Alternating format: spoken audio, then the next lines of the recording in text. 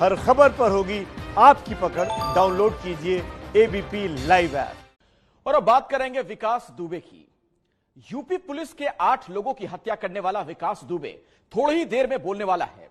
आज से 14 साल पहले उसके दिमाग में क्या चल रहा था, यह राज खुलने वाला है। लेकिन उससे पहले आपको दिखाते हैं उन तस्वीरों को जिससे आपको डॉन विकास दुबे के अंजाम का अंदाजा लग जाएगा। डीएसपी सहित 8 पुलिस वालों की हत्या करने वाले विकास दुबे का घर आज जमींदोज कर दिया गया। उसी जेसीबी मशीन से सब कुछ तोड़ दिया गया जिससे उसने पुलिस वालों का रास्ता रोका था। आपको यह बता दें, कानपुर के बिकरू गांव में डीएसपी देवेंद्र मिश्रा सहित 8 पुलिस वालों की विकास दुबे और उसके गैंग ने उस वक्त हत्या कर दी जब वो दबिश देने के लिए उसके घर पहुंचे थे। लेकिन पुलिस देखिए अब किस तरीके से कठोर कार्रवाई कर रही है।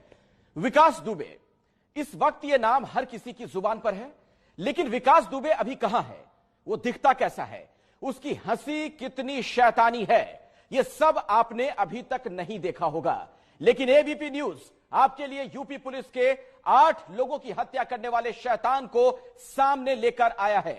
विकास दुबे खुद बताएगा अपने गैंगस्टर होने की दास्तान। यह रिपोर्ट 14 साल पुरानी है। हमारे special crime show red alert ने इस गैंगस्टर के खूनी मंसूबों का खुलासा किया था।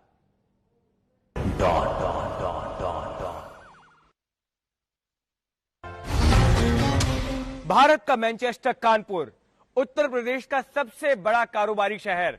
इन दिनों शहर की पहचान बन गए हैं वो नौजवान जो अपने शौक के लिए बन गए हैं डॉन। ऐसे ही शातिर अपराधियों के नेटवर्क पर पेश है रेड अलर्ट की खास पड़ताल।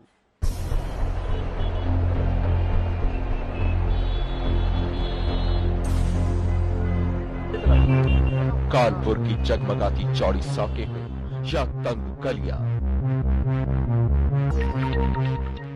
हर जगह फैला है गुनाह का कारोबार। एक तरफ बुनियादी जरूरतें थीं, तो दूसरी ओर जल्द से जल्द ज्यादा पैसा कमाने की अंधी होड़। कानपुर की तंग गलियों में बसने वाले बहुत से नौजवान ऐसी जिंदगी का सपना देखने लगे थे जो आसानी से हासिल नहीं की जा सकती थी। ऐशो आराम और शानो शौकत से भरी जिंदगी की चाह में ये नौजवान गुनाह के रास्ते पर चल पड़े और बन बैठे डॉन। अब डॉन, एक तो मेरा मानना है कि दूसरों देख के, आज की लाइफस्टाइल देख के तत्काल पैसे वाला बन जाना, इजी मनी, किसी को केवल धमकाने से पैसा मिल जाए, मेहनत नहीं करनी पड़े, तो यही सब है। आज की भौतिक दुनिया को देख के लोग प्रभावित हो रहे हैं कि किसको केवल कट्टा दिखा दो या केवल फोन पे धमका दो, 1 लाख 2 लाख रुपए मिल जाएगा, मेहनत नहीं करनी पड़ेगी। कानपुर में कदम कदम पर ऐसे अपराधी हैं जो हत्या, लूट और वसूली के सहारे बन बैठे हैं डॉन। इनमें से एक है विकास दुबे।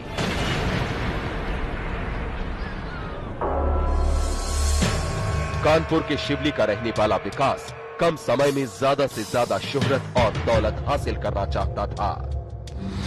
इसे पूरा करने के लिए विकास ने कदम रख दिया जुर्म की अंधी गली में।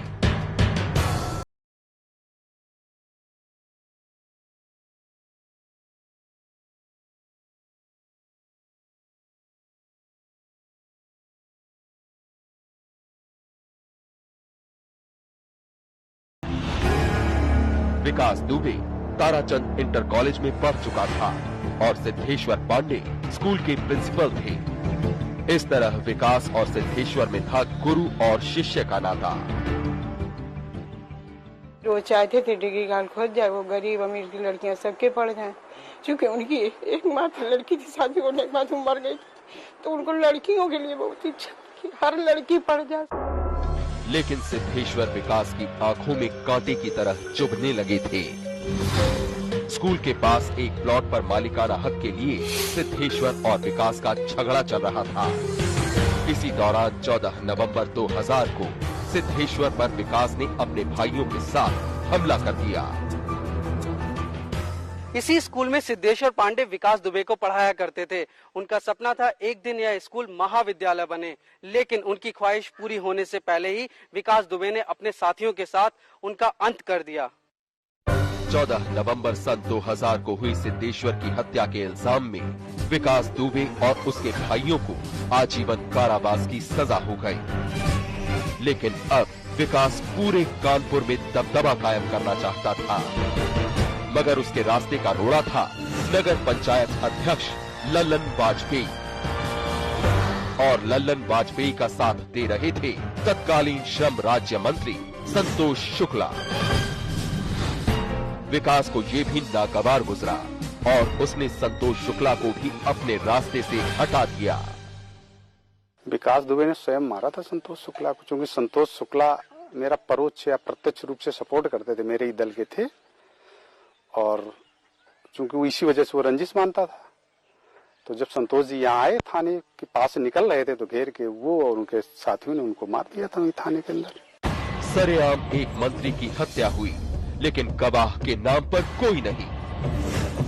संतोष शुक्ला के भाई मनोज का आरोप है कि विकास ने अपने खौफ का इस्तेमाल गवाहों पर किया और निचली अदालत से बरी हो गया।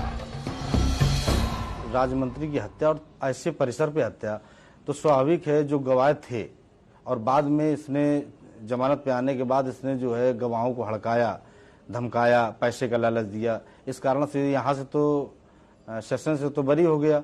लेकिन जब मैंने शासन से गुहार करी, उस गुहार के उस पर ये प्रभाव हुआ कि मेरी अपील जो है हाई कोर्ट में हो गई।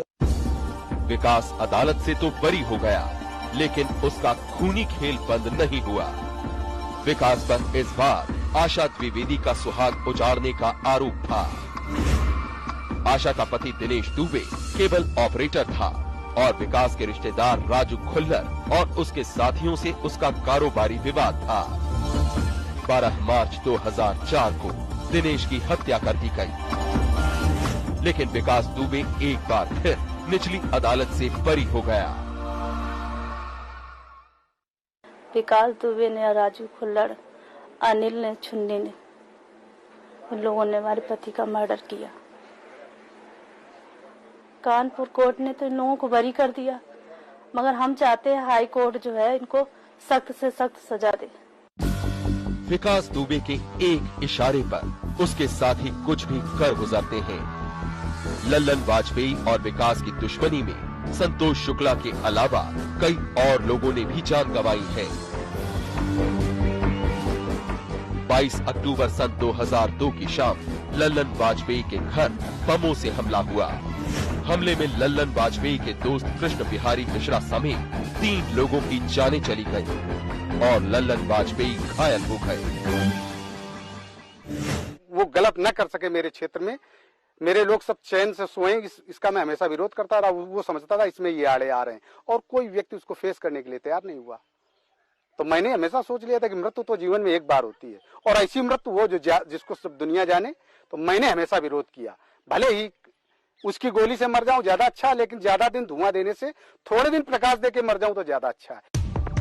गरीबों का मसीहा बनने की चाहत के चलते विकास के खिलाफ हत्या, डकैती और लूट के कई मामले दर्ज हो चुके हैं।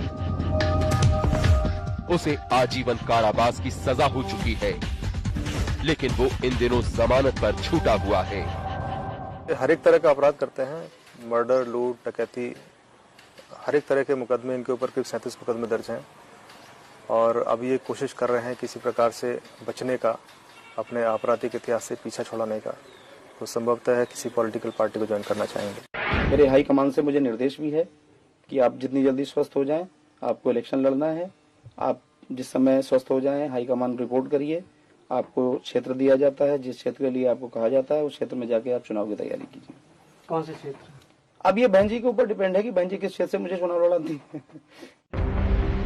विकास दुबे का कहना है कि राजनीति के चलते ही उसे डॉन बनने पर मजबूर होना पड़ा। अब वो राजनीति को अपना पेशा बताता है। उसे अच्छा लगता है जब कोई उसकी तुलना रॉबिन हुड से करता है। जनमानस में एक मेरी छवि है कि विकास दुबे गरीबों के मसीहा हैं, गरीबों का उद्धार करते हैं। उनके दरवाजे जो अपना काम पहुंच गया। मेरे दरवाजे सुबह से लेकर शाम तक 50 लोग अपनी फरियाद लेके आते हैं। मैं कोशिश करता हूं कि मेरे दरवाजे से कोई फरियादी खाली न जाए, कि मेरे दरवाजे से कोई फरियादी खाली न जाए। तो आपने 14 साल पहले वाले विकास दुबे को सुना, एक बार फिर सुनिए उसके मंसूबे उस वक्त कैसे थे। हाईकमान से मुझे निर्देश भी है कि आप जितनी जल्दी स्वस्थ हो जाएं, आपको इलेक्शन लड़ना है। आप जिस समय स्वस्थ हो जाएं, हाईकमान रिपोर्ट करिए, आपको क्षेत्र दिया जाता है। जिस क्षेत्र के लिए आपको कहा जाता है उस क्षेत्र में जाके आप चुनाव की तैयारी कीजिए। कौन से क्षेत्र? अब ये बहन जी के ऊपर डिपेंड है कि बहन जी किस क्षेत्र से मुझे चुनाव लड़ाती है। जनमानस में एक मेरी छवि है कि विकास दुबे गरीबों के मसीहा हैं, गरीबों का उद्धार करते हैं। उनके दरवाजे जो अपना काम पहुंच गया। मेरे दरवाजे सुबह से लेकर शाम तक 50 लोग अपनी फरियाद लेके आते हैं। मैं कोशिश करता हूं कि मेरे दरवाजे से कोई फरियादी खाली न जाए, कि मेरे दरवाजे से कोई फरियादी खाली न जाए।